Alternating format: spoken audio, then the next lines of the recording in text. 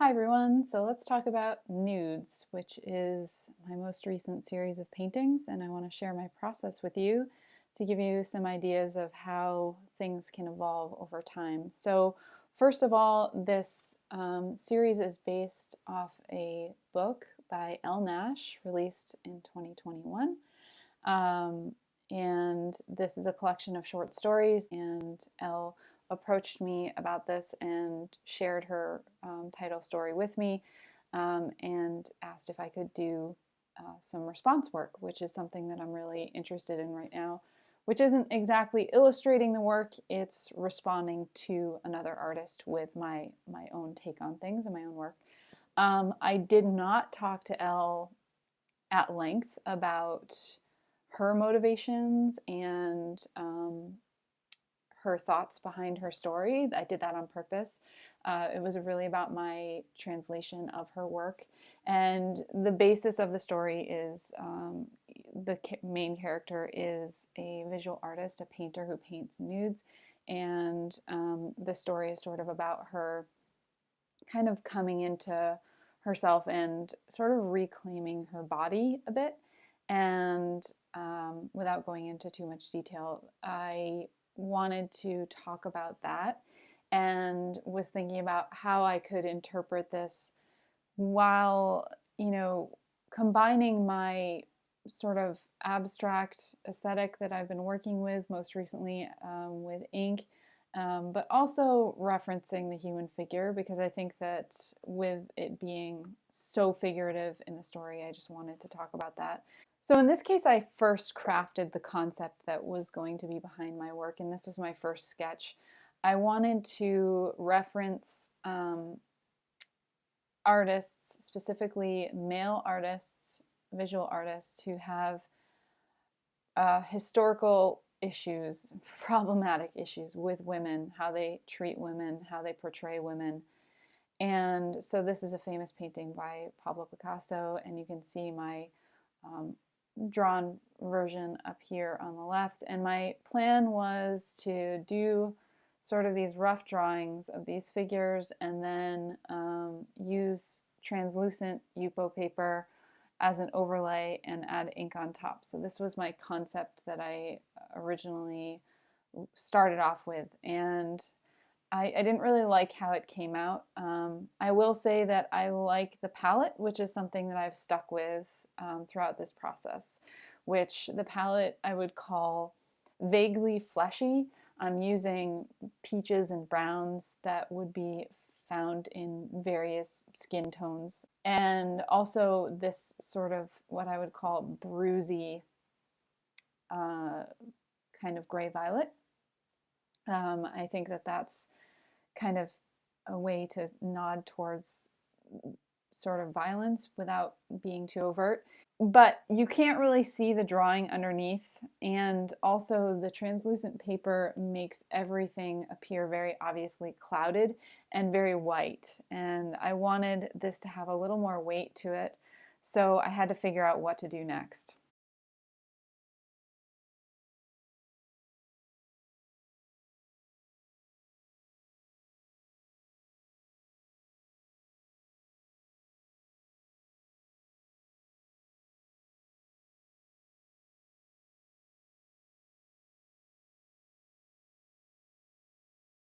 So my next step was to draw the figures integrated with the ink directly instead of working on layering. And here I was referencing an image by Paul Gauguin.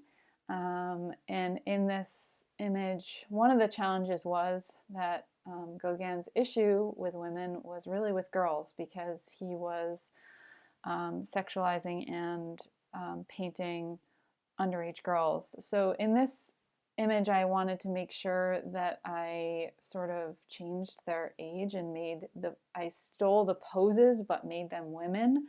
And there are things I like about this. I like the scale of it, and I like some of the splattery details happening. I didn't like the faces. I found them distracting. They don't feel finished to the degree I like.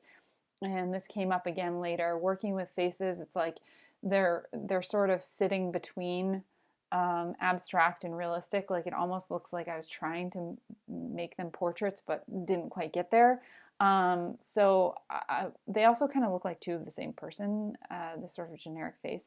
The figures feel a little bit overworked to me. I was working with alcohol ink and alcohol markers, and I just kind of struggled with how kind of overdone they felt.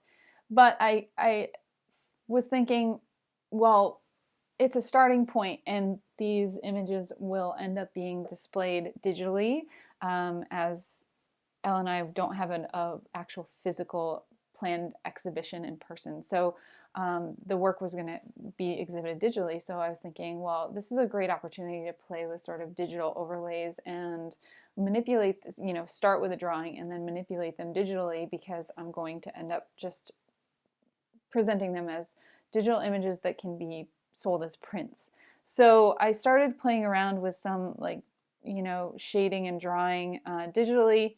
I also didn't love the white, so I added in a background and kind of got this, again, a sort of fleshy color that I was working with. And then I was really kind of keen on working with some sort of overlay, just to give this illusion of veiling, because there's sort of this idea of veiling and unveiling going on in the work.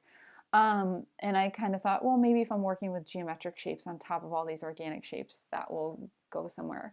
Now, there are some things that I like about this, but again, I felt like it was too tight. This is the version I tried doing, like a looser version, kind of distorting and manipulating the body. Didn't really like how this came out, and actually scanned horribly. It was the same color palette, but it doesn't look like it. This was another drawing that I did for Chuck Close. I actually do like this drawing, which I'll mention again as we talk about these works, but in this process, I did the same thing. I started working with kind of a background color. I started, playing with those digital overlays again, seeing how these things looked to kind of create this veil illusion. And when I got to this point, I sort of just had this urge to do it manually. And I don't know if that's because I was unhappy with the sort of geometric effects that were happening, or if it just felt a little too structured. I'm not totally sure, but I felt the need to work with this in a sort of manual way, and move towards paint. And for the overlays, I bought tulle to actually create objects. Even though they're meant to be presented digitally, I was just like, I need to make these things.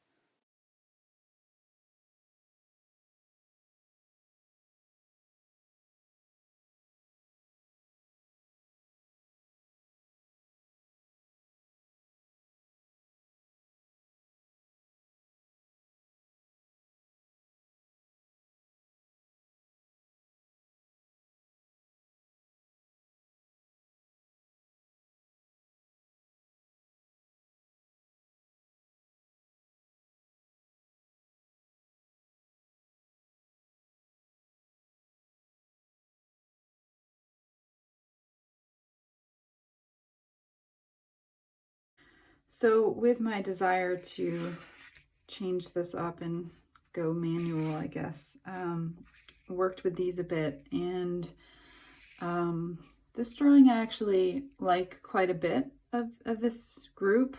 I really like this area here. I like the way that the ink is distorting the body. I like the way that some of the drawing is visible. So this one I consider pretty successful, but in trying to add in and paint in the background, I wasn't really happy with the craftsmanship and the edges, specifically here. The color's okay. And I was thinking with this one, I was like, okay, I'll give up this slight craftsmanship issue because I like this piece. But then I tried to duplicate this process and didn't really like where I ended up. Some of these here, here's one where I filled in the background again, and dealing with all these edges, it just wasn't working for me. It's just a very messy edge. and this was getting really, really busy. I wasn't liking anything with faces and hair. I felt like it was kind of bridging that gap between abstract and realistic, and it almost made it look like I was trying to make it look real but failing, which is definitely not ideal.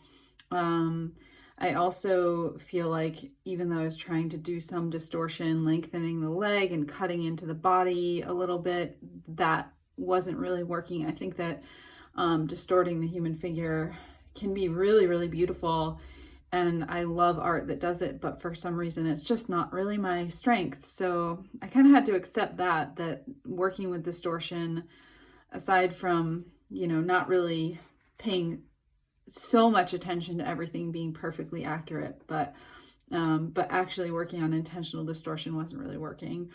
Also, the ink areas here, alcohol ink, which I really love using, sort of meant to look up close. And what happened with these drawings, it was just getting too many focal points. It was just getting really, really busy because these drops only, they all equal just a little bit larger than a quarter usually.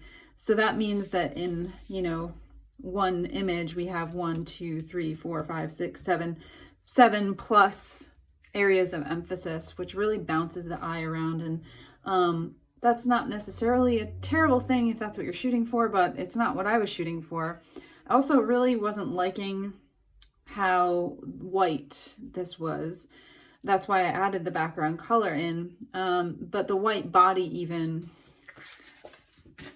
wasn't really working for me. Again, feeling really, really busy and kind of flattening the figure. I like how there's some shading visible, and I like how there's some elements of drawing visible. I also do like the line quality that I was working with here. I feel like getting thicker and thinner with the line was kind of moving the eye. So there were some strengths here, but I was really struggling with these drafts. This is another one where I tried to work with distortion on the legs, and it just came out wrong. Again, a lot of different focal points happening, really, really busy. So the solution was to try to go smaller, because this ink just loves to be smaller. And I also felt like I was working in this rectangular format, and I was working on different sizes based on how I cropped the images. And I wasn't liking that inconsistency either. So I moved to working with a circular format, and I like how the circle starts to indicate some things that sort of go along with the story that I was working with.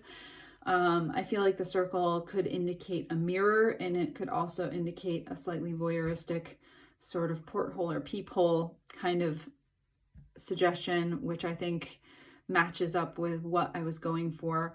Also, the circle unifies these dots by creating a larger dot. This one was one of my failed attempts, a little bit too busy. And then some others, I was getting a slightly more peaceful, sort of galactic kind of background, using a little bit of splatter, making it look almost like a nebula or sort of cosmic. Still working with the same color palette, but mixing the colors. So this is creating a background color instead of the white, which I really liked.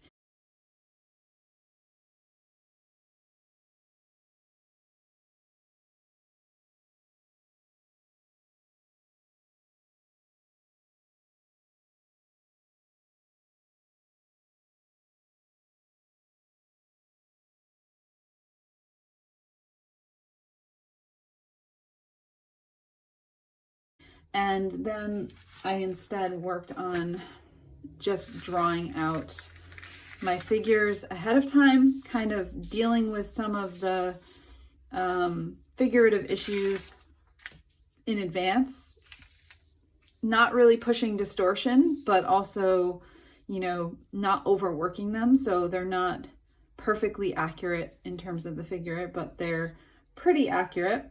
And then I sort of placed the figures what my ideal composition would be, so that I could kind of do this and just sort of see where the figure fits. And of course I can just shift it if I want. So I have several of these, and then I'm kind of placing the figure on top, and then I might add a little bit of ink if it really needs it in a certain spot. But this really helps me kind of play around and figure out these compositions. And then I did attempt to paint using oil paint on one of these, see how that goes. Didn't love it. The three-dimensional aspect was just not marrying well with the background, and I also had to cover up a lot of this sort of what I'm calling that sort of cosmic background, and I really wanted that to show through. I wanted some transparency, so instead I'm working with the line quality that I had worked with before and sort of filling that in using some shading to create some dimension, because I didn't want the flatness of the other drawings. I wanted some form of dimension. So I'm using some shading, but then I'm also using a linear element as well. And that is sort of my solution to this here. So once I've figured this process out, that was really kind of the final stretch. Now it's just a matter of finishing the drawings, assembling them, and deciding whether or not to work with the tool, how to frame and present them, and then we'll be done. A note on craftsmanship, I'm using a black foam core because I am going to be adding the tool to this by pinning it into the edges like this. But I discovered that even though I purchased this, it's black. It's hard to see in this light, but I guess you can see some of it. There are some smudges and it's not a true black. So going to the extent of actually spray painting the surface a different black because I have to be picky about it. With this, everything, dust is really going to matter. I have to be really careful about that, and how I treat the edges. And so that's just an additional layer of craftsmanship and going the extra mile to make sure that everything is perfect.